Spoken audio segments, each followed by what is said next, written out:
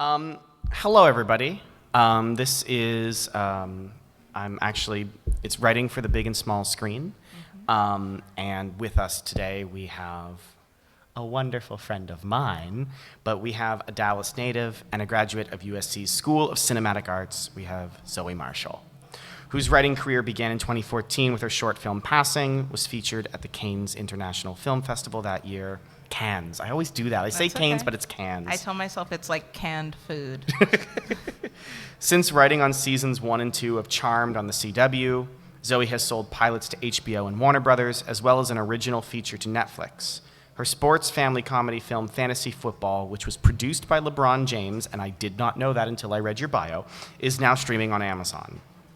Zoe's most recent television credits include Peacock's The Best Man Final Chapter, NBC's Found, and Elsbeth on CBS. She's currently having her third term on the board of directors for the Writers Guild of America West. Now, we have a few prepared questions to go through that we've kind of curated, and then we want to open up the floor to any questions. I know Zoe loves film and educating young writers and burgeoning filmmakers, and we will intend to leave plenty of time for you guys to ask your fill. How you feeling? Feeling good. How's your tea? It's delicious. This feels like ASMR a little bit. We can just whisper into the microphones the whole time. It's just so much worse. I can't even whisper with a straight face. Just a housekeeping note. If there are any terms that I use that you don't know, just be like, what is that? And I'll explain it. A lot of times in the industry, people speak in a shorthand and like no one explains it to you, and it's hard to find the real definition online.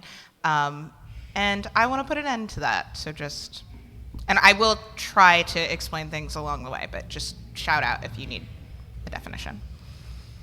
So there is kind of like a smattering of questions that we want to get through. So I want to start with a very simple question because in my experience of running panels and Q&As and things like that, it's kind of always important to ask the dumbest, simplest question right at the very start, which is, what is a writer and a producer? What do you do as a writer and a producer?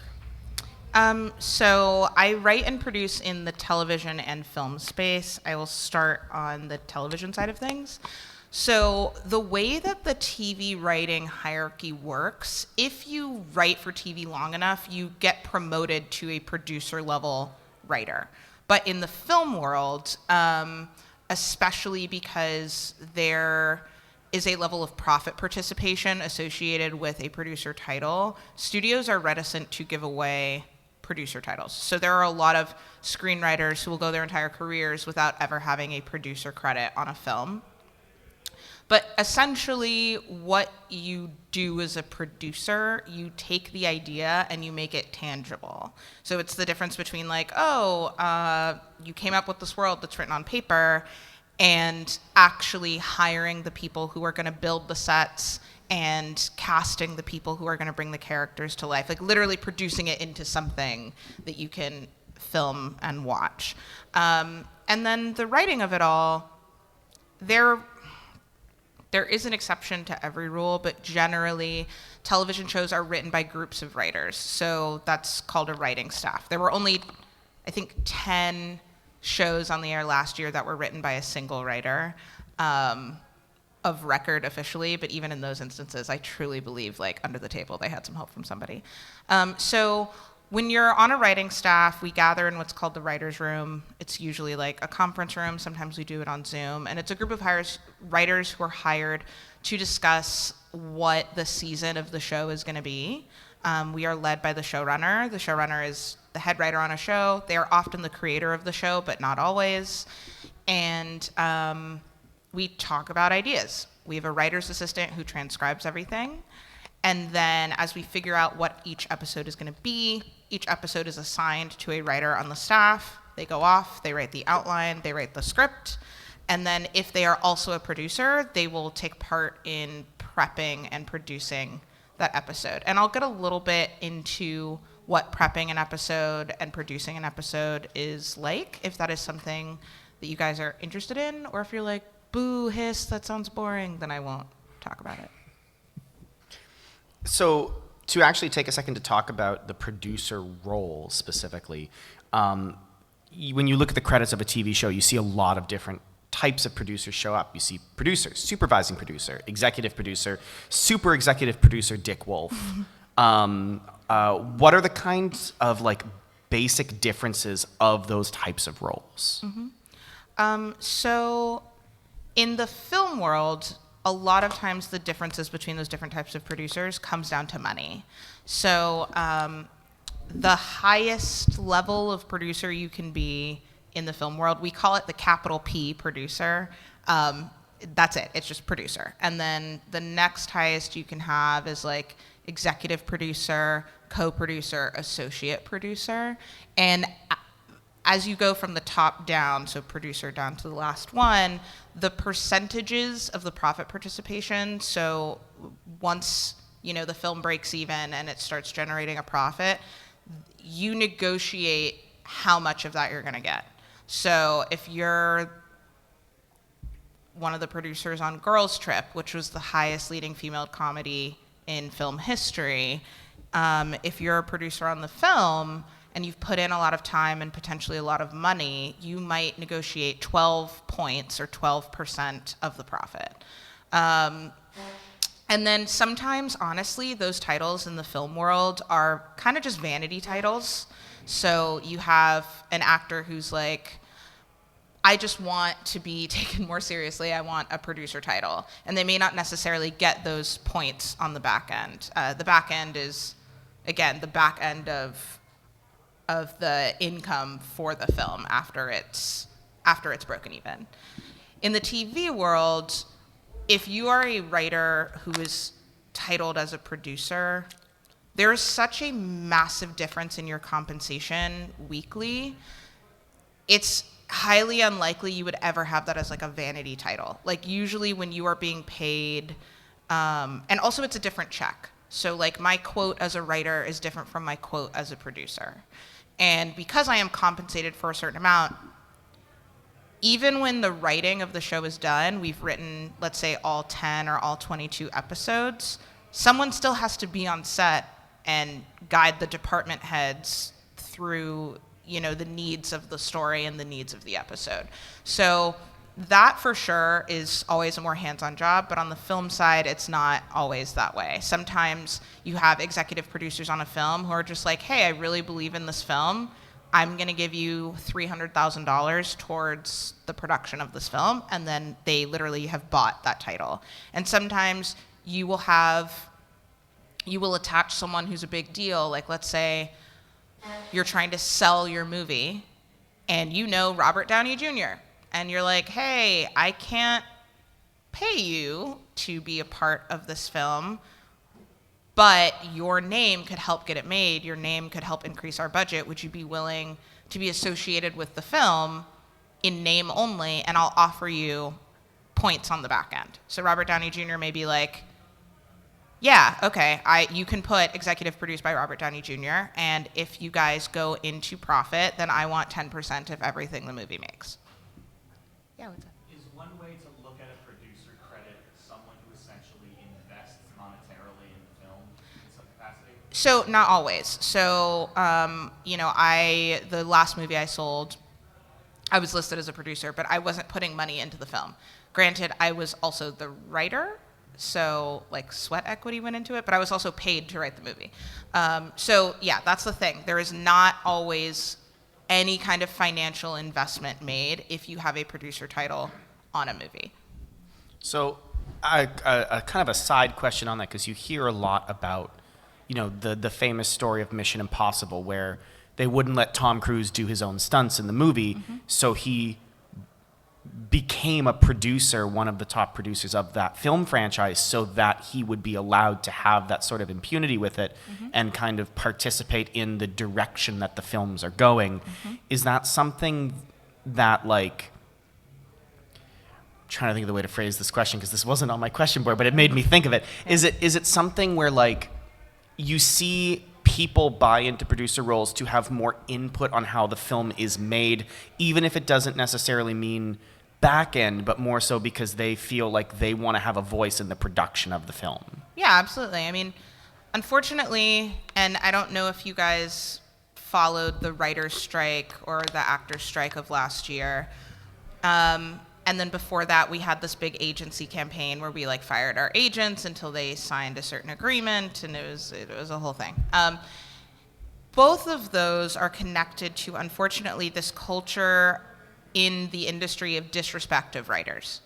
So generally, of the biggest roles on a film, we are usually paid last. We're not always invited to the premiere.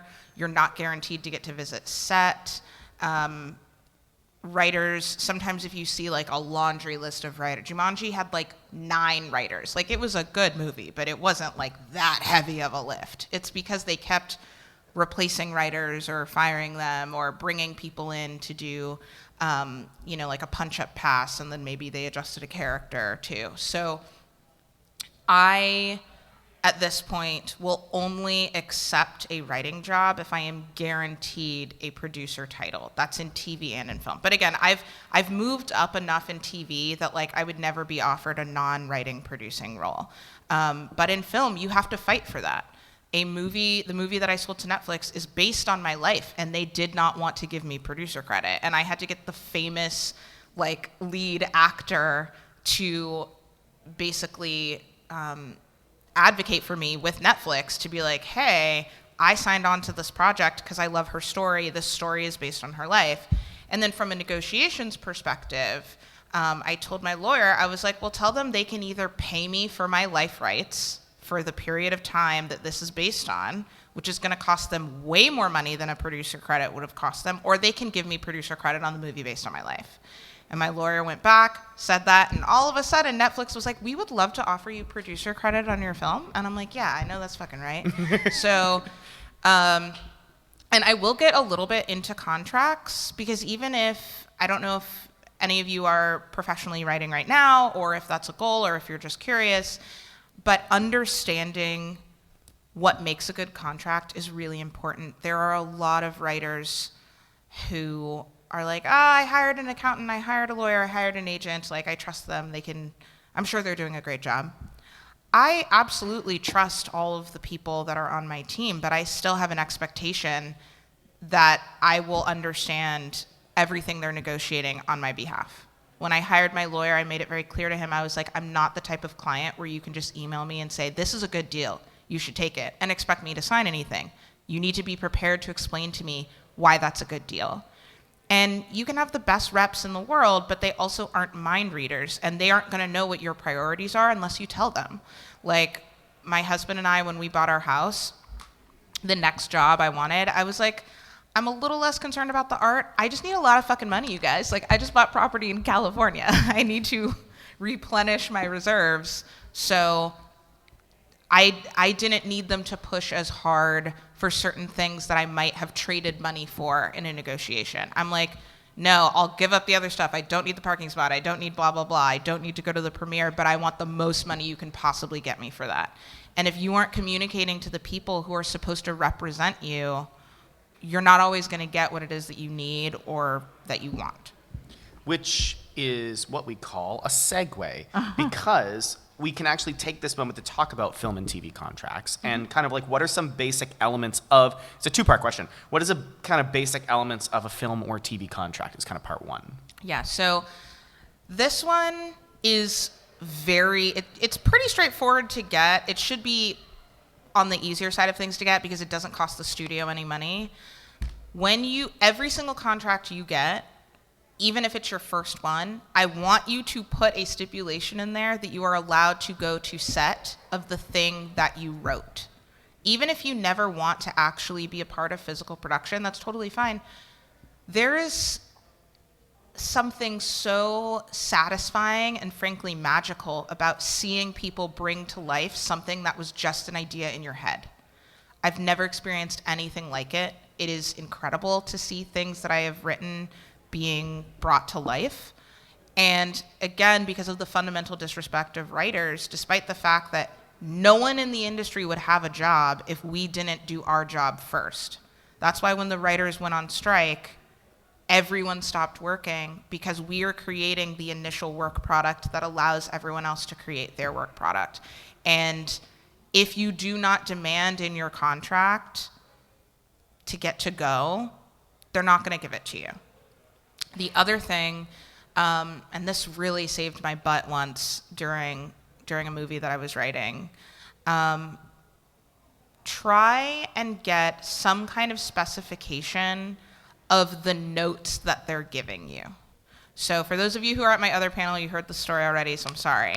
I was writing a movie, and they wanted me to deliver the entire movie in 12 weeks, which is like kind of insane. But I'm a fast writer. They were offering me a considerable amount of money if I could write it quickly, because there were some celebrities attached who had very tight schedules. And so they needed to get the script by a certain time so that we could start prepping the film and then shoot it within a certain window. And I said, okay. And the thing is, if I didn't turn it in on time, because they give you 50% up front when you start writing and 50% when you deliver your draft. This is when we were trying to buy our house. I agreed. I was like, I will deliver the first draft of the script in 12 weeks, but that is under the condition that I am given clear and like reasonable notes in a suitable amount of time. And then we defined those parameters, like what is clear, what is reasonable, what is suitable. And the thing is, if I didn't deliver by that deadline, I had to give the money back. And so I used that, the 50% of my fee, we use that as the down payment on our house. Like we have moved, by the time I have to turn the script in, we have moved into our house, we have painted the walls. So very high stakes. And of course, 3 weeks before the deadline, one of the new producing partners that was brought in had notes, and they wanted to change the premise of the movie, but they still wanted me to deliver it in 3 weeks, which is not possible. Like, I'm good, but like, I'm not that good. No one is that good. And because I had that stipulation in my contract, we could push back and be like, yeah, we'll make these changes, but she's going to need another 10 weeks. She's going to need another 4 weeks, whatever. And a lot of people, if I had been like, I can't do this, which would have been a reasonable reaction, I can't write you a new movie in 3 weeks, they would have been like, fine, we're replacing you with someone else.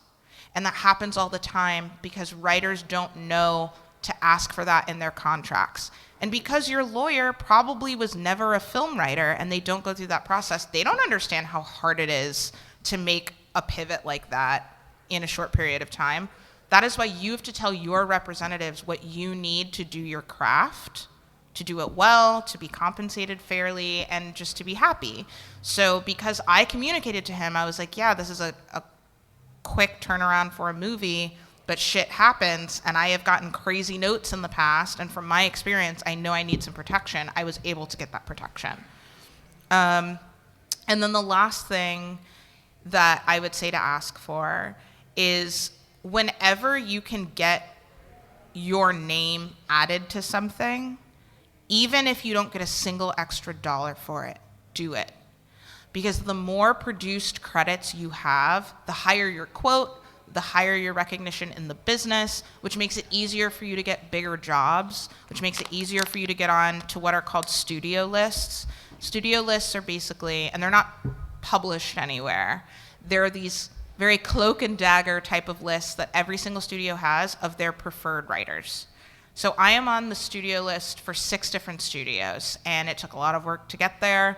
But that means whenever they decide to make a new project, they go to their list first before anyone else. And a lot of those jobs get scooped up by the people who are available and who fit the project and who want to do it. And the more things your name is on, and this applies to if you guys aren't writing professionally yet, if you are a part of making a short film with a group of friends, have your name on it. Every single thing that you do, when someone Googles you, the more things that are going to come up, the better. That really does work in your favor. I'm just going to write your question down because I want to kind of lump them all together at the end. I mean, a lot of people here, I know a lot of people here are musicians or love music, and it's the same vein. There's no such thing as a small credit, like at all. If you can be credited in something, be credited in something. You actually kind of got to the second part of the question that I was going to ask, so I can move on to something that you were mentioning earlier about, pitching a script to a studio. So if you've written a script that you're like in love with, like it's something that you're very, very happy with, how do you go about pitching that script to a studio or production company? Is there a vetting process, or is it like with music labels, you send them your demo, and if the producer isn't into it within the 20-second mark, they throw it in the trash? Like, is it a little bit like that, or is there more involved in that process? So I want to make sure my answers are as helpful as possible. So who here has written a script before or wants to sell a script in any capacity? Okay. So I'm going to explain a little bit since a lot of you haven't written a script before, I'm just going to back up and explain like kind of the outlining process. Most of the time when you are pitching something, you haven't written the script already. Or if you have, you're not going to tell them you've written the script already. And here's why. Studios like to feel like they are a part of the process of crafting the story. So if you've written this script, and even if you have written the script and you sell that script, like my Netflix movie, I wrote the script in its entirety. My agent sent it out to market. Sending it out to market just means sending it kind of around town. We got some offers. We went with Netflix. Netflix still was like, hey, we have notes, and we're going to have you rewrite or modify the script. Because, again, they want to put their stamp on things. They want to tailor it to their platform. But otherwise, when you're pitching, you're not pitching a script. You are pitching an idea, and you have built out the world, the characters, the plot. And a film pitch, you really want to keep that at all costs under 30 minutes. A TV pitch, okay, let me amend that. In the world of Zoom, where people have a shorter attention span, try to keep your film pitches to 20 minutes or less. And when you're pitching a show, which has a much higher burden of proof, you're going to want to keep that pitch to 30 minutes or less. Especially because when you're pitching a show, the big elements that you're going to need, you have to pitch out all of the major plot moves of your pilot episode. You have to pitch out the world. So what time period is this happening in? Is it in outer space? Is it in Chicago? Is it in London? You have to pitch the main characters and what their arcs are going to be for the first season. You need to give a sense of what are the first 3 seasons going to be. You need to give a sense of the tone. So if you're saying, oh, I'm pitching you a comedy, that can be so many things. Is it like Parks and Rec? Is it like Atlanta? Is it like Seinfeld? You need to very specifically say, like, this is the type of comedy. This is where the humor is really coming from. You need to talk about scope.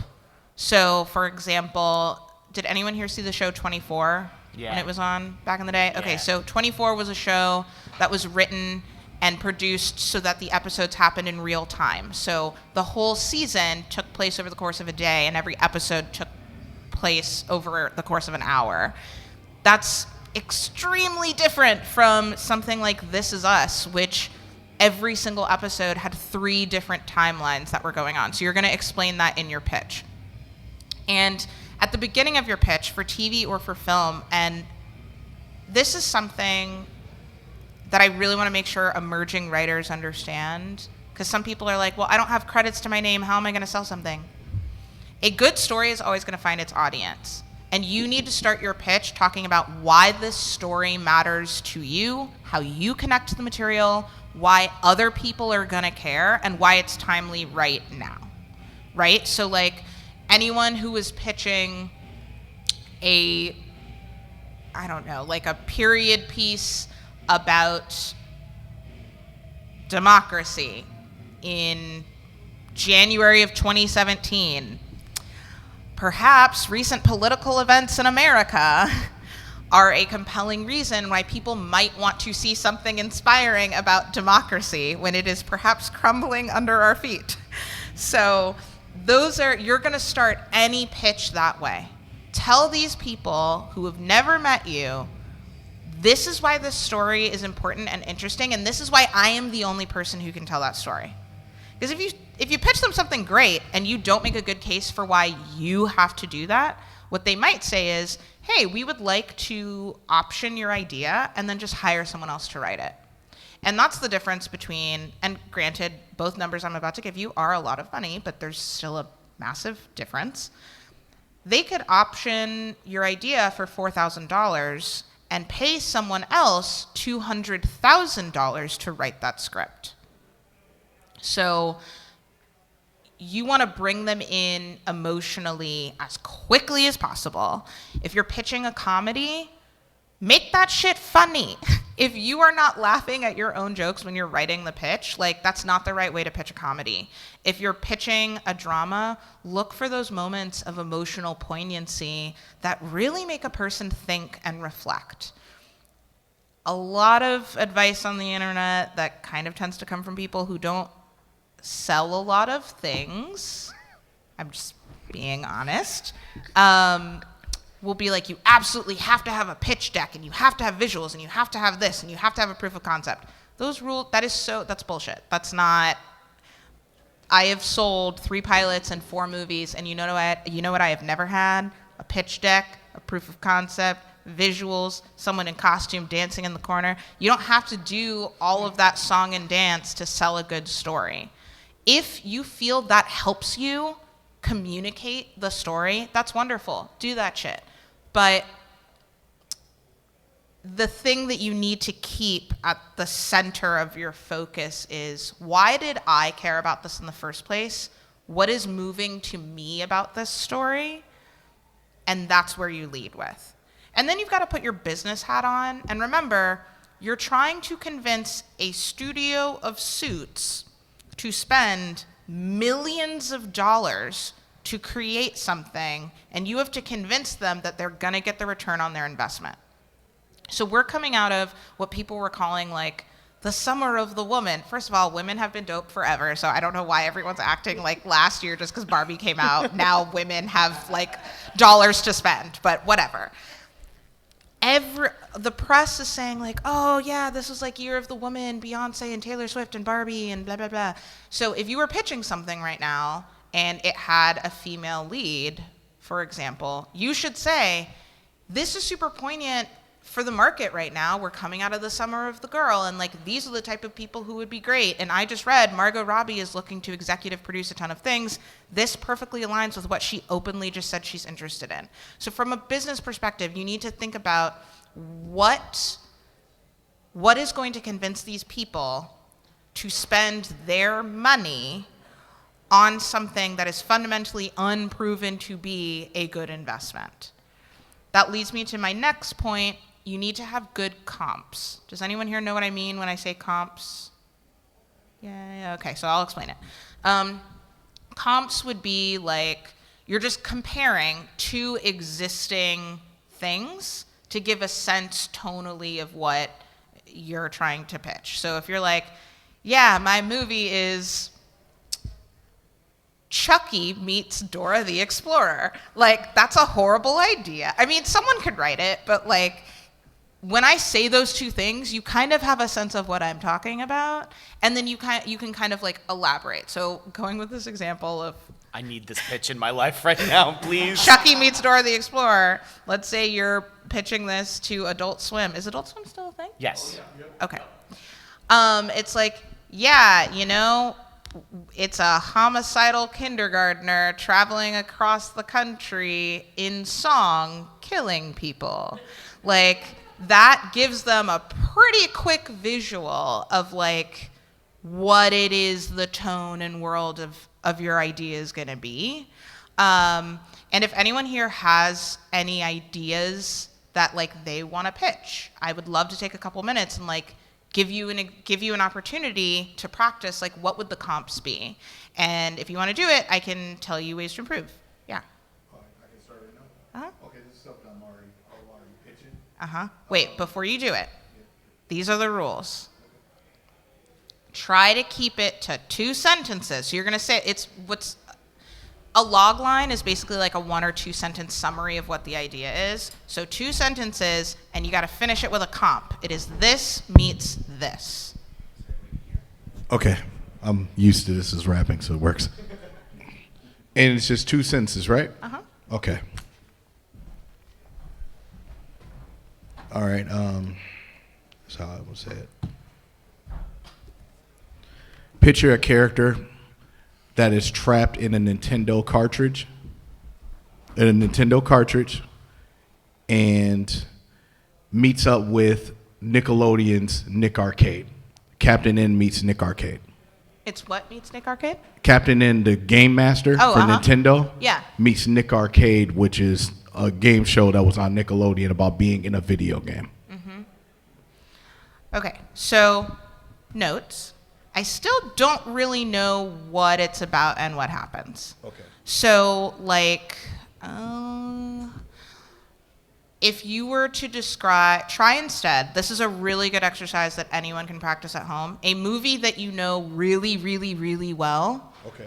Condense that into a sentence, and if you can think of a comp that exists, that's what you would say. So, like, we were talking about The Lion King before this. If I was pitching The Lion King, it's also based on King Lear? Yes. Yes. Okay, so... Or Hamlet, one of the two. Hamlet. Yes. So if I was pitching The Lion King, I would say a young prince finds himself in the midst of grief after the untimely death of his father and grows to become the king that his community needs, right? Does that generally explain it? But with that, you still don't really know the tone. So I would say it's Hamlet meets Looney Tunes. Like, you know what I mean? So it's like, or it's an animated version of Hamlet. So now I've told you this is what happens in the movie, generally, and I've given you a sense of the tone. So the purpose of the comps is to give you a sense of the tone, and the log line is to tell me generally what it's about. Anyone else want to give it a shot? Yes. No problem. Who had their hand up? And voila. Okay.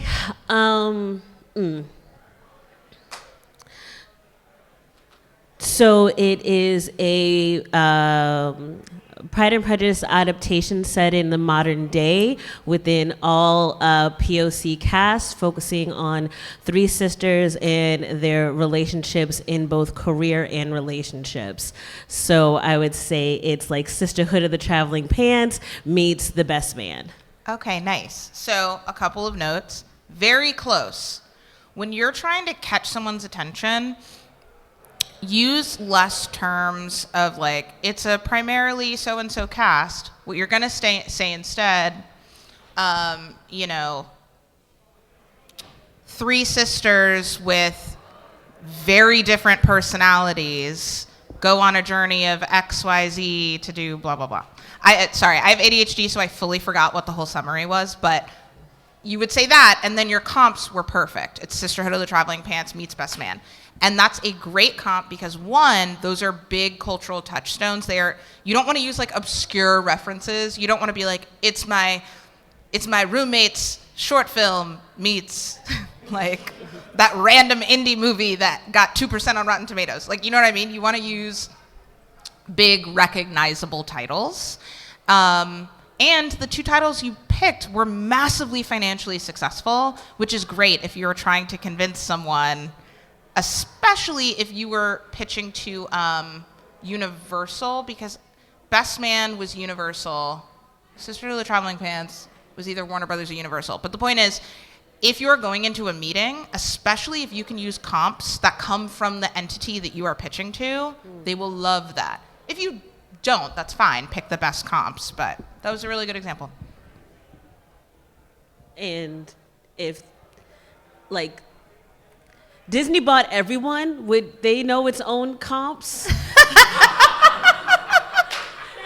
I mean, they should, considering they spent billions of dollars. I mean, but it's like, like Anastasia's a Disney princess now, but it's like, ooh. Yeah. That's really fun. That's really funny. There anyone else? Just out of curiosity while I'm up and about with the microphone? Okay. Saw one back there first, so. There you go. So it's a single mom raising a child in the wilds of Alaska through teaching them outdoor skills through scouts. It's Alaska, the Last Frontier meets Beagle Scouts. Okay. So my only notes on that, attempt to communicate where the tension or conflict of the film is going to happen. Okay. So like, if you were to do the log line for Clueless, actually, let's just read the log line for Clueless, because I bet it's really good. Clueless log line.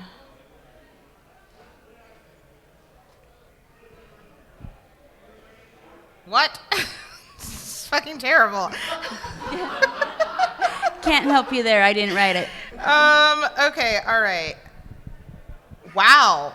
Sorry, that's just a review. All right, I'm going to just make up one. If you were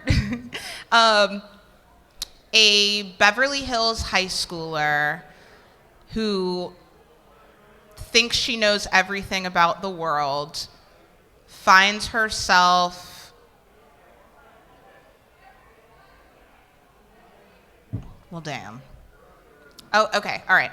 A Beverly Hills teenager who thinks, she has a clear understanding of the world, finds herself heartbroken and confused when she falls in love with her stepbrother. That's a terrible version of the logline. I am so sorry. But the example I was trying to make is that you get a sense of the world and who is leading you through it, this high school teenager and Beverly Hills, and what is the conflict or tension that's going to draw you in that makes you want to watch it. So I love that you started out with single mom. I'm like, okay, cool. This is giving me a sense of the tone and who my hero is. You said Alaska, which immediately gives me a sense of the world. I think you said rural Alaska. Yeah. Gives me a sense of the world. And so the last part you need, what is the conflict in the journey of teaching her kids this thing in wilderness? Do they get lost? Do they find themselves in peril? Something like that. But that was great. Okay, thank you. You're welcome. Let's do one more of these and then move on to another question. I saw the last one right up here. Now you've had your prep time. Good luck. I'm actually trying to find the log line that I've actually written with my friend. This is the series Okay. that I'd mentioned to you previously. Just give me 1 second, sorry. So we do teeny tiny time check. Okay. So you got 20. Yeah. So I want to give them a chance to Is that answer. your card? Because it was on the floor. I just want to make sure that you didn't lose it. Might be mine. I think it is. Do you want to open up after this? Thank you. Yeah. So once we're done with this last log pitch, we will actually open up the floor to any questions. I know I saw a couple people write some questions down, so we will open up the floor for those post this. Okay, the comp I'm pulling out of thin air, but the log line I've already written. Okay. A traumatized young cybernetic woman fights to end a civil war for her country, but as she discovers more of her nation's methods and motives, she is pit against both enemies and allies in a fight to make things right. Tonally, it's like Platoon meets John Wick. Okay. That was wonderful. No notes. Granted, you did have a pre-written log line, so I don't want anyone else to feel bad about me not having notes. But that was great. I've been working on this one for the better part of a year. Okay, well, there you go. Did you guys have any questions you wanted to ask, or I can go through some more questions we have? You had a question ages ago, so. Also, if that door is open, do you mind if we close it? Thank you so much. Oh, so people can't. Well, we're almost done, so I'm assuming no one else is coming in. Thank you. Firstly, I wanted to get clarification on the demands that you were mentioning regarding notes in contracts. Yeah. Yeah, sorry. Okay, so are you asking about generally the types of notes that we usually get while writing? I'm not. You went over a whole section, and I was trying to take notes, and I didn't catch sorry, exactly Yeah, so sometimes you will get a very common note, that I get, especially writing movies. They will ask for, what are the set pieces? What are the big set pieces? We would just love a cool set piece. Does anyone here know what a set piece is? Generally? Okay. So that's something that you're going to get asked a ton, so just be prepared. In fact, I try to get that out of the way during the pitching stage. I try to think about, like, okay, what are like 4 or 5 good set pieces? Granted, the type of set pieces you're going to pitch, you need to keep in mind, is this like an under $12 million movie? Is this a $30 million movie? 50 plus? Are you pitching to a streamer? Are you pitching to a traditional studio? Do you have anyone attached already? Is this the first movie you're selling?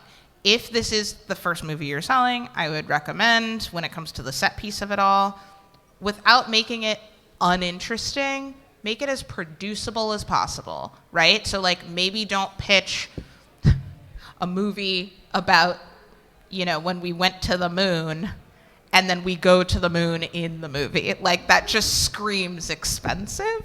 But yeah, some of the demands in the notes that I have gotten previously, set pieces, they are like, hey, we want to hit these different quadrants, AKA they want to hit a certain demographic. So just keep in mind like who it's for. Wow, it just got really quiet outside. Yeah, I think, did I answer the question? Yeah, my other question is very off topic, but basically, how do bad movies get made, and how do bad seasons of television get made? Ooh, Lord, this is a different talk entirely. I mean, there's a few ways that it happens. Honestly, sometimes you have people in a position of power who greenlight an idea, but they don't actually greenlight a story. So I talked about this in my previous panel, the difference between an idea and a story. A story has characters with clear motivations, it has tension, it has movement, it has turns. An idea is something just kind of cool. In fact, an idea may even last you a really good first act. It may even get you halfway through the movie. But if it doesn't have characters with real dimension, satisfying tension, movement, turns, legs, it's going to be kind of dry and boring. Also, an idea can be an idea for a great world. That's not enough to sustain 90 to 120 minutes of interest, and it's certainly not enough to sustain, 50 episodes of television. So a lot of times you have people, again, with a lot of power who just fall in love with an idea and they're high enough where they don't have to take notes from anybody, to be frank. Sometimes you end up with a shitty show from a very talented person who just didn't flesh out the story well enough. Sometimes it is a casualty of an event. So like the 2007-2008 writer's strike, a lot of really excellent shows came back from the strike and they were fucking terrible. Heroes. And a lot of that is because that comes down to writer contracts. So when we are let out of our contracts, we become free agents again. And like each writer, yeah, of course, like we want to love what we do, but we also have personal economies that we have to look out for. So I was in a situation where I was on a show before this most recent strike. They had not gotten a second season order yet. And the day the strike ended, I got an offer on a different show.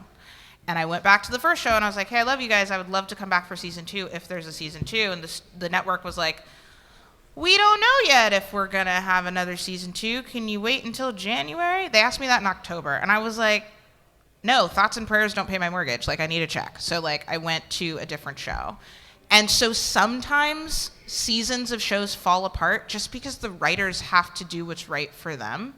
And then sometimes things fall apart because you will cast actors, and we do our best to keep this out of the press, who either aren't as good as they were in the audition, they might have a substance abuse problem, they might not get along well with their castmates, and we have to change. We may have arced out a fantastic romantic storyline for some characters, and they can't be on screen together. And then we have to make a hard left and figure out a way to make it work, and then the audience is like, what the fuck? Like, that was a terrible choice. Sometimes the choices we make is just, we still got to get the show made, and we are contractually locked in to pay this actor for the next 20 episodes, and we got to figure it out. So like, it's a mix of who is making the decision, and sometimes some people are not good at their job, and sometimes it's variables out of our control.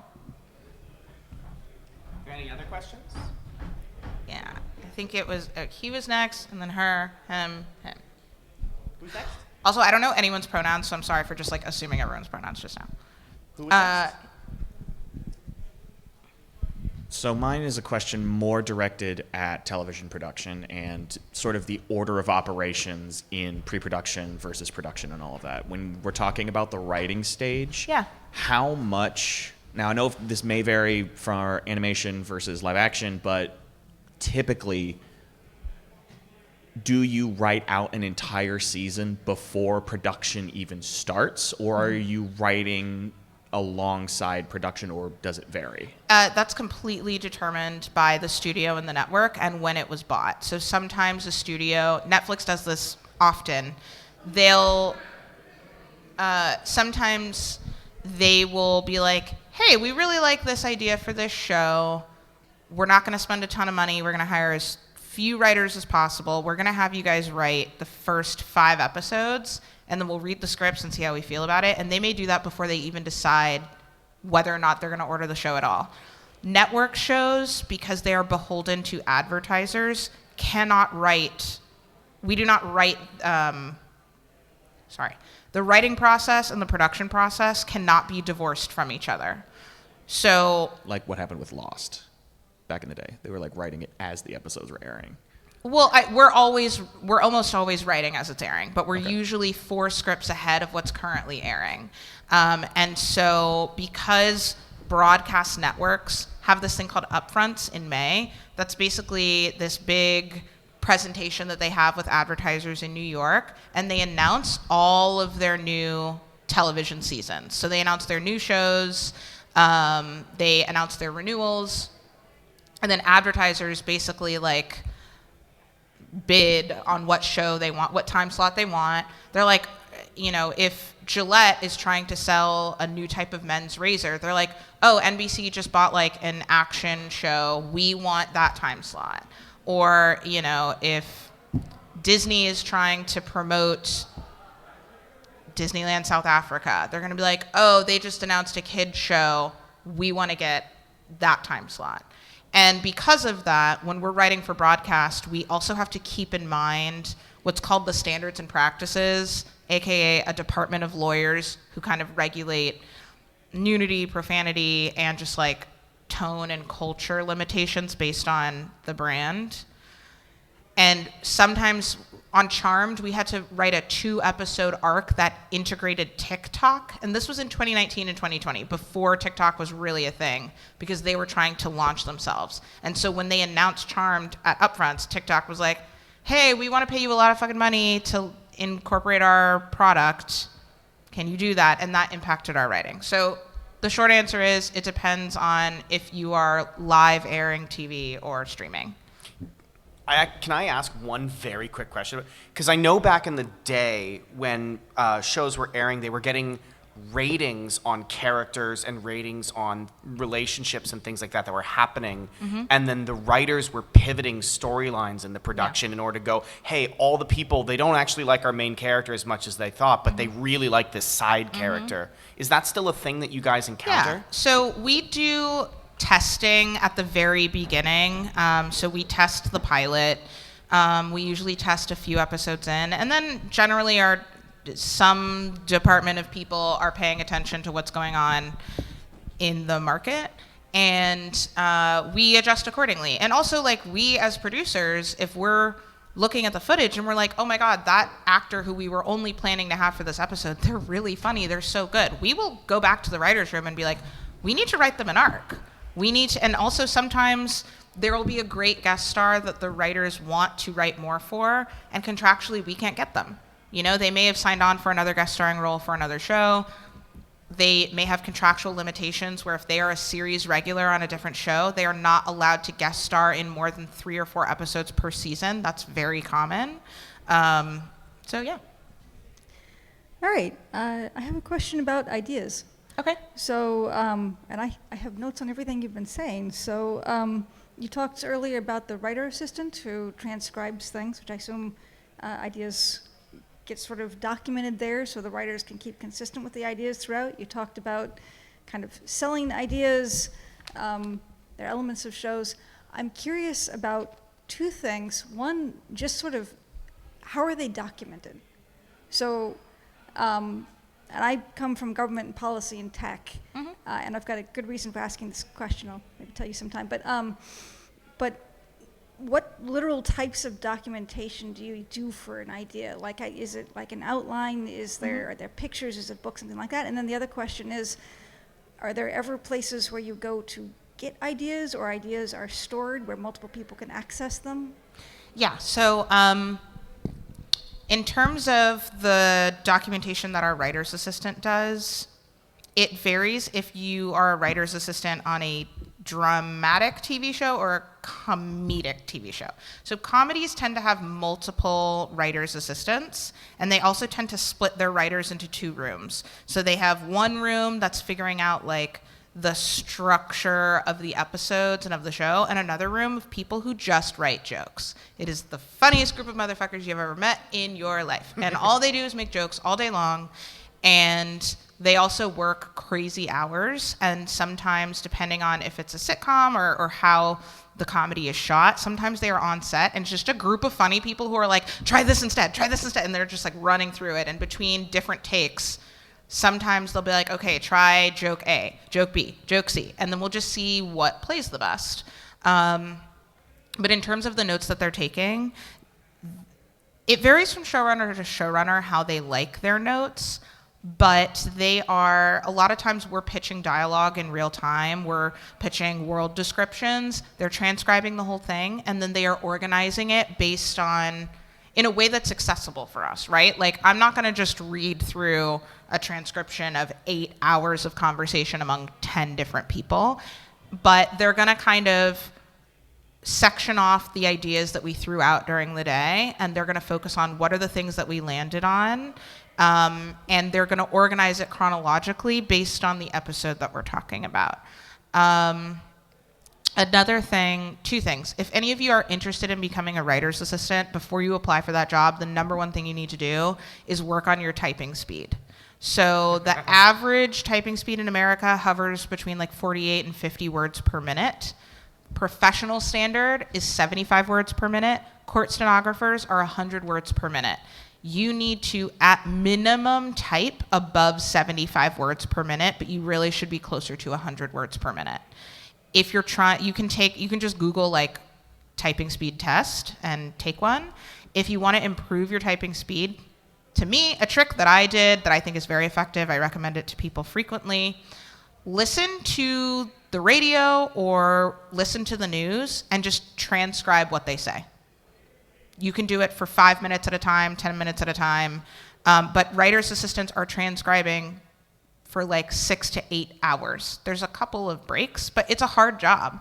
It's a really hard job. But writer's assistants are often given a freelance episode of TV to write. They often get promoted to being a writer on staff, but those people have to be fast. And unfortunately, I have had to let go a couple of writer's assistants who just weren't fast enough because they weren't getting the ideas down. And when it comes time to write the outline or write the script, we have to have notes to reference.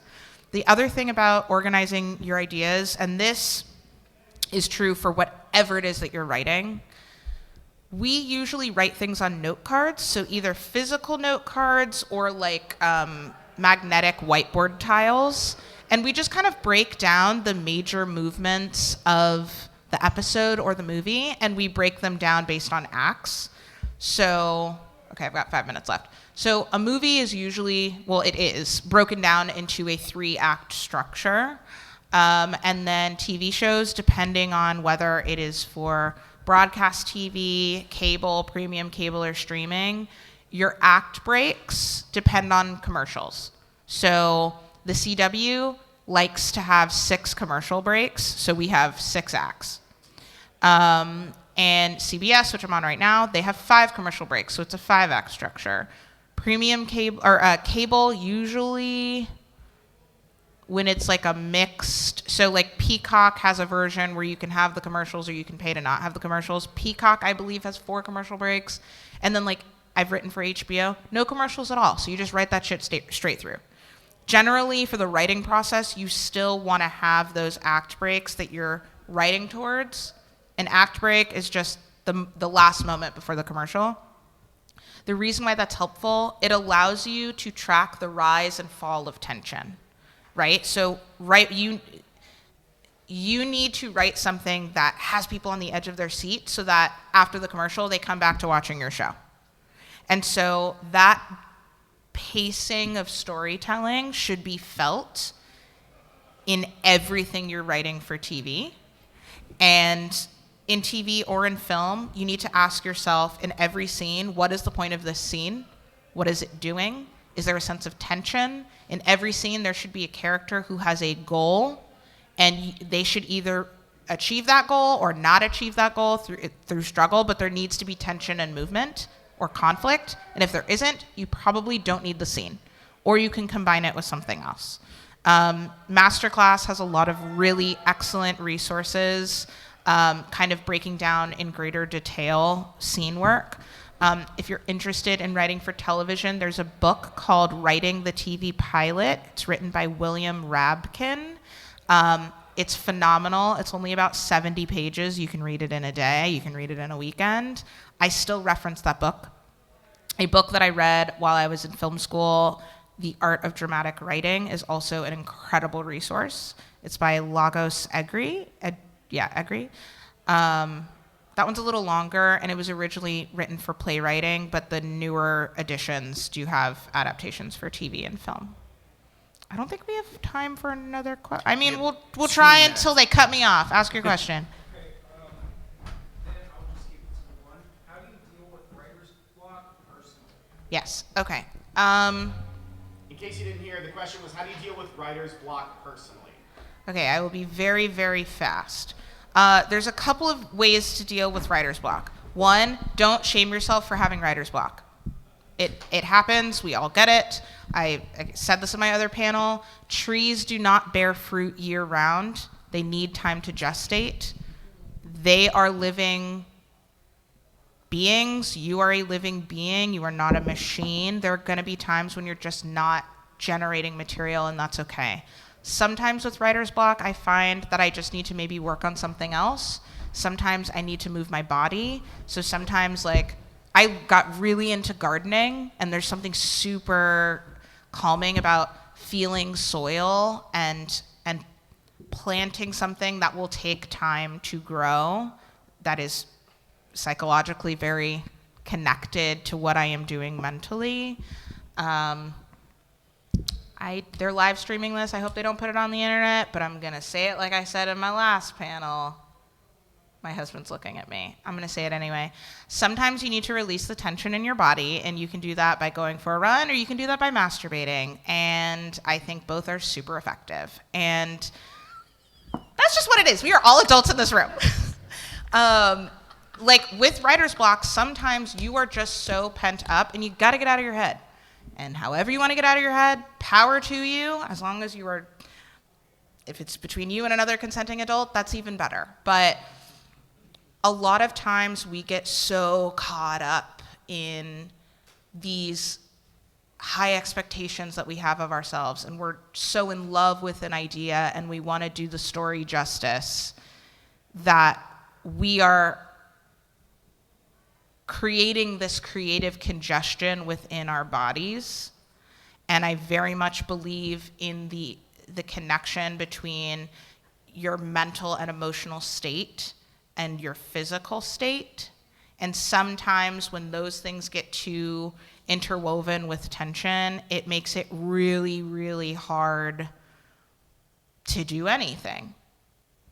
So I think also with writer's block, sometimes you also haven't done anything other than writing in too long, and you don't really have anything else to write about. Or if you're talking to the same people all the time, you're watching the same shows, you're reading the same books, your characters all kind of start sounding the same, that means you need to live a little more life. You need to go into situations that make you uncomfortable, or maybe read books that you wouldn't traditionally read, or talk to different kinds of people. I realized maybe 6 years ago, and I'll wrap it up because I think I'm out of time, almost every person that I regularly spent time with had a bachelor's degree, was from the United States, and like, I don't remember, I think like English was their first language. And I was like, I am kind of interacting with a lot of, on a fundamental level, a lot of kind of the same types of people. And so I sought out ways, I was like, how can I experience different versions of humanity? And it led me to salsa dancing, which has been incredible. And the dance studio I started going to, my number one dance partner is a construction worker with a 10th grade education who is fucking fantastic. And that led me to meeting all different kinds of people, and my writing improved, and honestly, my life became richer for it.